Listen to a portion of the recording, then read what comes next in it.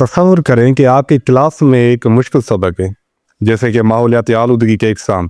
بجائے اس کے کہ آپ اکیلے بورڈ پر کھڑے ہو کر لیکچر دیں، آپ پوری کلاس کو چار چار کے گروپس میں بانٹ دیتے ہیں۔ آپ ایک گروپ کو فضائی آلودگی، دوسرے کو آبی آلودگی اور تیسرے کو زمینی آلودگی پر تحقیق کرنے کا کام دیتے ہیں، جہاں ہر بچہ اپنے ساتھی کی مدد کا پابند ہے۔ جب یہ بچے مل کر ایک مشترکہ چارٹ مکمل کرتے ہیں تو وہ صرف سبق نہیں سیکھ رہے ہوتے، بلکہ وہ ٹیم ورک اور ایک دوسرے کی ذمہ داری اٹھانا بھی سیکھ رہے ہوتے ہیں۔ اسی عمل کو تعلیم اصطلاح میں باہمی تعاون سے سیکھنے کی حکمت عملی یا کوآپریٹو لرننگ اسٹریٹجی کہا جاتا ہے۔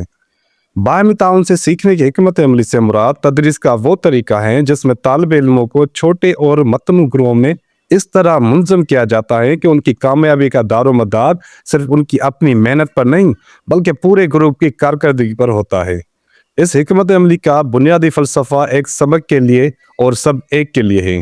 اس میں استاد کا کردار ایک آمر کے بجائے ایک سہولت کار فیسیلیٹیٹر کا ہوتا ہے، جو پس منظر میں رہ کر گروہی سرگرمیوں کی نگرانی کرتا ہے۔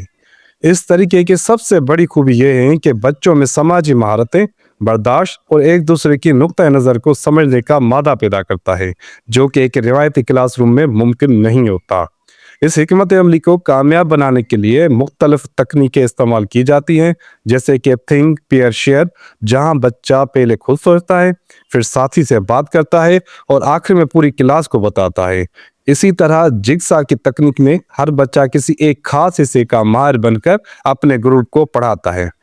سم ٹیچنگ لائسنس کے امتحانات میں اس موضوع پر اکثر سوالات پوچھے جاتے ہیں، کیونکہ جدید تعلیمی ڈھانچہ اب انفرادی رٹا بازی کے بجائے اشتراکی عمل پر زور دیتا ہے۔ مختصر یہ کہ باہمی تعاون سے سیکھنے کا طریقہ کلاس روم کو ایک ایسی تجربے گاہ بنا دیتا ہے جہاں علم بانٹنے سے بڑھتا ہے اور ہر بچہ خود کو سیکھنے کے عمل کا ایک اہم حصہ محسوس کرنے لگتا ہے۔